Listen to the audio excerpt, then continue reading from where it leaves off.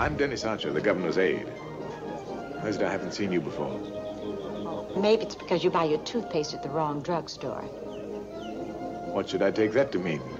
I work at the Banmachi drugstore. Oh, in that case, I shall change my patronage. You're wondering what I'm doing here, aren't you? Well, Well, I wasn't invited. David Boyer dared me to come. I don't like being dared. Hey, what's up, everyone? Welcome to Lights, Camera Classics, where we dive into the lives of some of the most iconic and trailblazing stars from the past. I'm your host, Movie Man Gary. Today we're talking about the one and only Dorothy Dandridge, a woman who paved the way for black actresses in Hollywood, broke boundaries, and gave us major screen queen energy. Now, if you don't know who she is, buckle up because this ride is going to be fire.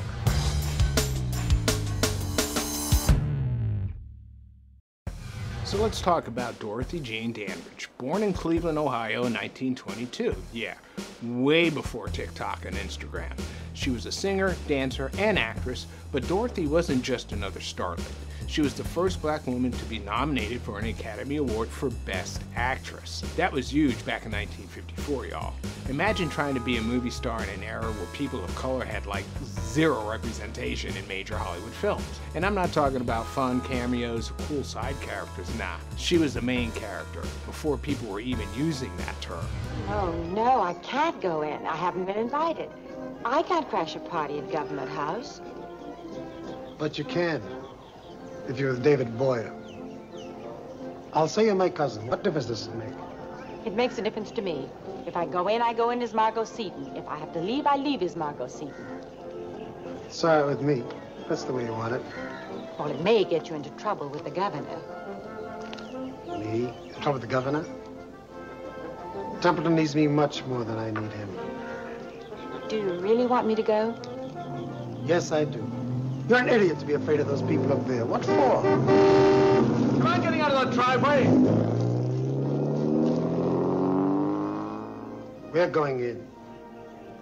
All right, but I warn you, you may regret it. Dorothy started out performing in a singing duo with her sister Vivian called the Dandridge Sisters. They were a hit back in the 1930s and 40s, performing all over the place, even at the famous Cotton Club in Harlem. But Dorothy had bigger dreams and wasn't about to stay just a singer.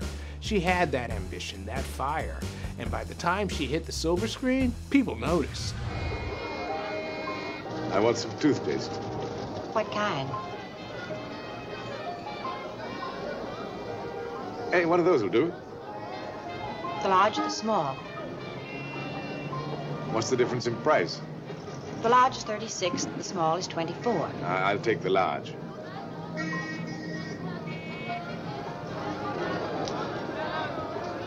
Miss Seaton, are you going to the nurses' dance with anyone? David Boyer asked me. And if I asked him? Are you? I'm afraid you'll have to find someone to take your place. As a matter of fact, I have an official invitation here. What does it say?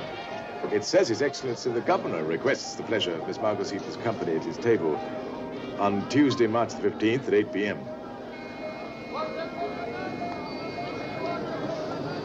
I'll call for you myself. Oh, you forgot your change.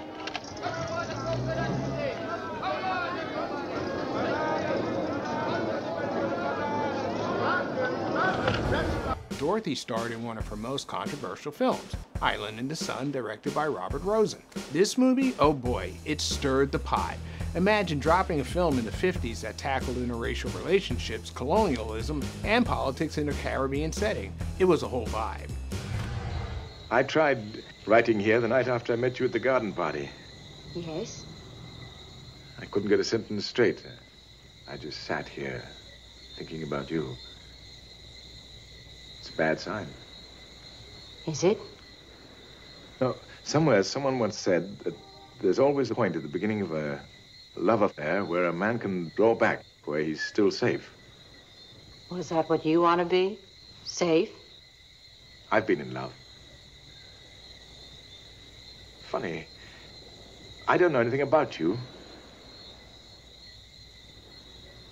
Well, what would you like to know? All about you. Everything. Dorothy played Margot Seaton, a local woman on the fictional island of Santa Marta who gets romantically involved with a white man, Dennis Archer, played by John Justin. Yeah, you heard me right. A mixed-race romance at a time when segregation and racism were still very much alive in the U.S. Now think about that for a second. In today's world, we're out here shipping all kinds of couples and love stories on Twitter and TikTok, no matter their race, their gender, or their background. But back then, that was wild. People were shook, like actual protests happened when this movie was released because some folks couldn't handle the idea of a black woman being with a white man on screen. But Dorothy was unfazed. She handled it all with such grace and poise, even though it wasn't easy. She knew her role as Margot was more than just a character. It was about pushing boundaries and challenging stereotypes that people of color had to deal with in the film industry and society. I finished the letter to London. Is it all right? I've never known anyone like you. I never suspected there could be anything like this. You're not wearing it. Well, should I here in the office? Wear it.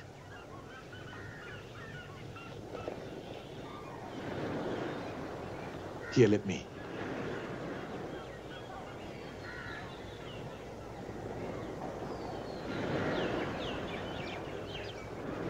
You didn't look at the letter. The letter? It's perfect.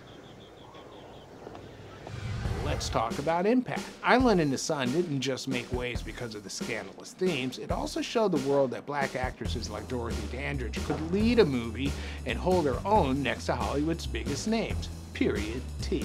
Sure, the movie had its flaws, it wasn't perfect in its representation, and sometimes it leaned a bit into stereotypical portrayals, let's be honest, but at its core it was a bold attempt at showing that love and life aren't restricted by skin color, and Dorothy's performance, unmatched. She was respected by other actors at the time, too. Marilyn Monroe is rumored to have created her whole look based on Dorothy. Even though she didn't get as many leading roles as she deserved, Dandridge paved the way for today's stars like Zendaya, Yara Shahidi, and others who continue to break barriers in Hollywood.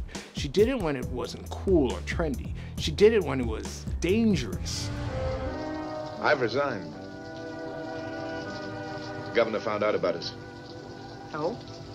Well, what did he say? He left the decision to me. Oh, he talked about the book, too. He was disturbed about that also. But this is the best thing you've ever done. Even if it's true, he said, it isn't fair to those who have to stay on the island. Fair? It's true.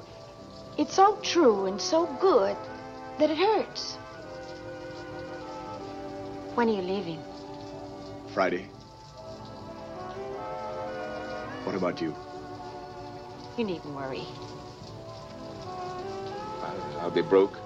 There's nothing much I've saved here, and the book's a long way from being done. We've never looked ahead. We never discussed anything. We just lived from day to day. Is there something you want to discuss?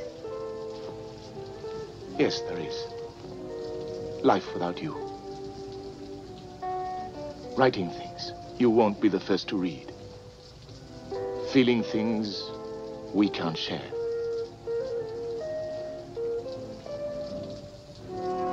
How long will it take you to pack? But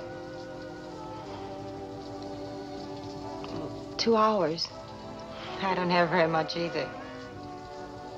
There's a plane leaves for England on Friday. I'll send a car for you. All right. You don't seem very surprised. But I'll go into England together. Where you go, I go. Dorothy wasn't just an actress. She was a trailblazer. But here's where it gets real, though. Dorothy's journey wasn't all glamour and red carpets. Hollywood back then wasn't feeling black actresses. Despite her talent and beauty, she faced a lot of struggles in getting roles that weren't stereotypical. After Island in the Sun and a few other films, Hollywood kind of started sleeping on her. She was a trailblazer, yes, but it came at a price. The entertainment industry wasn't ready for what she had to offer, and that took a toll on her career and personal life. Her later years were marked by financial issues and struggles with mental health, but through it all, she remained an inspiration. Even when the roles didn't come, her legacy was already cemented. Unfortunately, Dorothy was found suspiciously unalive by her business manager in September of 1965, ironically only a few years after Marilyn Monroe's death. So what does Dorothy Dandridge's legacy mean today, especially for the millennials and the Gen Z folks watching? Well, think about it. Whether you're binge watching Euphoria or vibing to movies like The Little Mermaid with Halle Berry, Dorothy's influence is there. She showed the world that black women deserve to be at the forefront of cinema, leading, not sidelined. She's a reminder that representation matters. Even if it's in a world that isn't ready for you, you've got to kick the door down, or in Dorothy's case, glide through it like the queen she was. So that's a wrap on today's episode of Lights, Camera, Classics. Dorothy Dandridge was a baddie. She was ahead of her time and continues to inspire actors, creatives, and dreamers of all kinds today.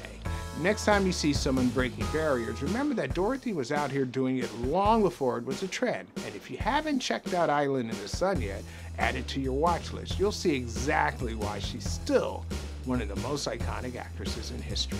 That's it for me. Drop your thoughts in the comments, like and subscribe if you're feeling this, and let's keep the convo going. See you next time, and remember. One man gives me his diamond stud, and I won't give him a cigarette. One man treats me like I was mud, and all I got that man can get. That's love. That's love.